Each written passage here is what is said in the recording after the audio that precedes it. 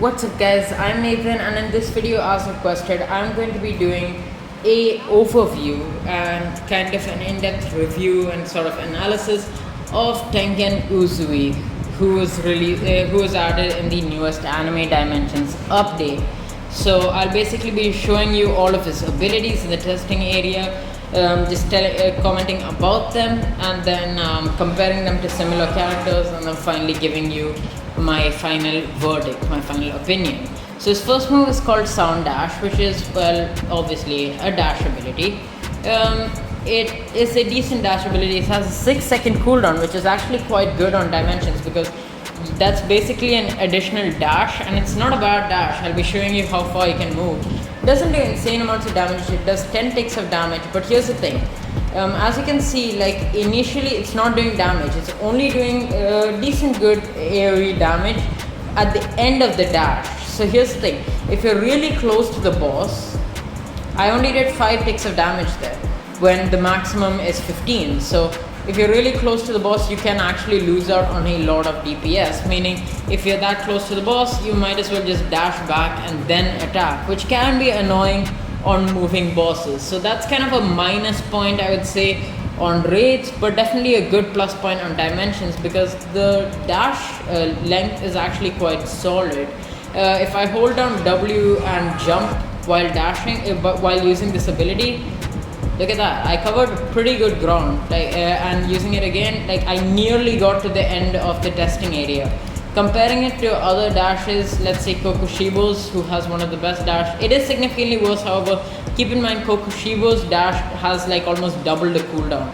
But as you can see, look at that, we covered way more than half the testing, and we even went excess. So Kokushibo's dash is without a doubt like better, but still Tengen's dash is pretty good and definitely is a solid plus point on Dimensions. But hitting your shots with this one, well, that's meh, because it's hard to hit your shots, and even if you do, it does not really deal much damage. The second ability is called Roar. It's like a small-ish, maybe mid-sized AoE, which does only 2 ticks of damage. It has a 10-second cooldown. If, at least with my stats, if it doesn't crit, it does like 250k damage, and if it does around 500k damage, which is about average, it does about the same damage for me as Esper's second ability. It's just that Esper's second ability has a 7-second cooldown as opposed to a 10-second cooldown, and they both have the same AoE. So second move isn't the best. The third move is called Resounding Slashes. It's not a bad move, but I'm not a huge fan of it just because most of the other characters that we've been seeing have something really amazing on their third abilities. Most of the time we've been seeing that, like Eren's third move allows you to spam your moves. Esper's third move resets the cooldowns. When you factor in all of these, their moves deal like 2 million plus damage for me, with like 18-second cooldown on Esper and like 27-second or 25-second cooldown on Eren. But how this character, yes, it does give you iframes for a decently good duration, and it has a decently good AoE, but it does only like 1.2 million damage with a 22-second cooldown. That's not great actually. So not a huge fan of the move. However, yes, it does give you iframes, so that probably will help you if you're like struggling or if you tend to die a lot. Anyway, his final move is called String Performance. This is an interesting one because every crit that you do with this ability will actually deal 30% more damage, because every crit will get 30% extra crit damage with this skill. It does not affect other skills, it's just for this one. Even his assist, when you use his assist, his crits will actually deal 30% extra damage, which is quite good. But first, let's just look at his normal ultimate. It's kind of similar to Karakuri Summer's third move, where you just are forced to move around. But as you can see, yep, you're kind of forced to move around. So the best way to do this if you're fighting against bosses is go around in circles so that you can deal the maximum damage. It does around 3 million damage, which is about average, with a 50-second cooldown. which is kind of on the upper end of ultimate cooldowns. So I mean, it's not insanely good, but it's not bad for dimensions, because as you can see, holding on W and stuff, like you can cover pretty good ground. Like I covered more than half the ground. Like I'm not locked in place when using this move, which is pretty nice. And you do move faster than if you're just walking. Like that's pretty noticeable. You move a lot faster when this move is active. So it definitely gives him a lot of extra mobility, which I kind of like, which definitely makes him quite good for dimensions. Going back to his assist is actually quite good, because it's definitely one of the fastest assists with just a 65-second cooldown. Like Ryuko's assist is pretty much the fastest, like actually good one with 60 seconds. Esper and Naruto are good mainly because they have 75-second cooldown assist, and the average is going to be like around 90 seconds, like you see in Gilgamesh and Broly. This character's got a pretty fast assist cooldown considering that. And on top of that, like I said, his assist is gonna deal 30% more critical damage. So if you already have good crit chance, and if you actually crit a lot, then you could actually deal nearly as much as the 90-second cooldown ones, and you can deal pretty much just as much, if not more, than Esper and Naruto. So I would say probably top 3 or top 5 assists. So now going on to my final verdict. He's overall, I would say he is good. He's usable for everything, for every mode, maybe except time challenge, but time challenge isn't really useful.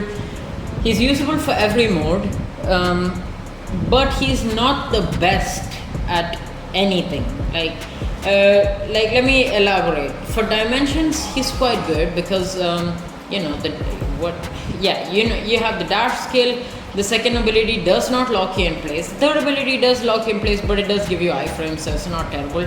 And the fourth move does increase your movement speed while allowing you to deal good amounts of damage. So you can just run through everything. Even if you miss, I mean, you can just run back to them and kill off all those enemies that you have to. So overall, you could definitely get really good times on dimensions, especially the slime dimension, where there's a high tendency of actually missing enemies.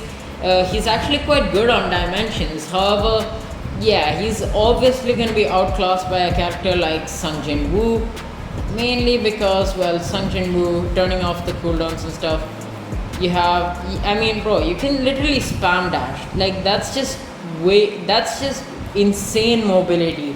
And even though this character Tengen has 2 abilities that make him have good mobility, yeah, it's not even close to something like Sung Jin Woo. But for raids, well, he is definitely usable.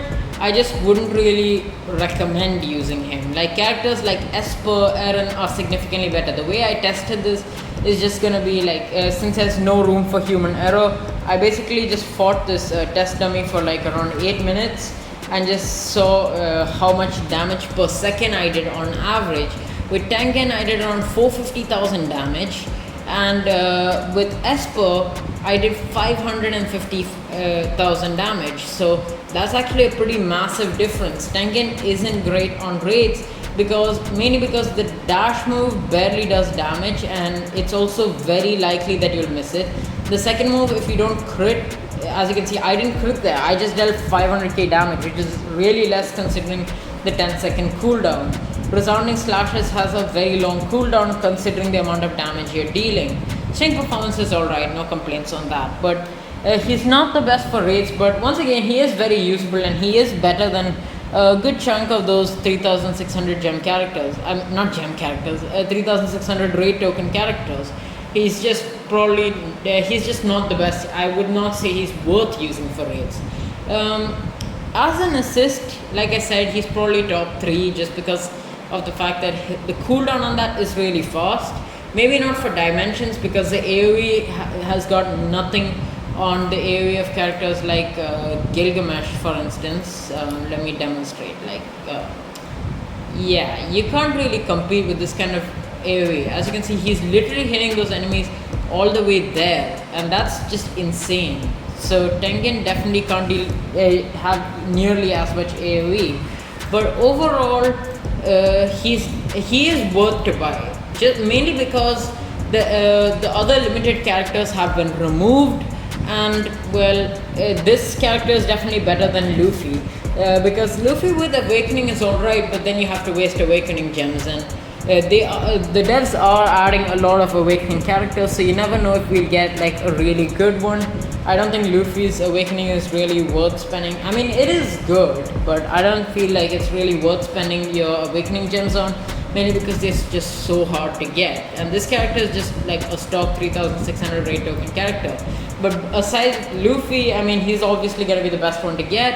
However, if you have Esper and Eren, I don't think he's really that worth to buy. Maybe it's just better to drop him because, not gonna lie, he is pretty fun to use. But that is pretty much it for this video. So thank you guys for watching. Make sure to like and subscribe if you haven't already. And I will catch you guys in the next video. See ya.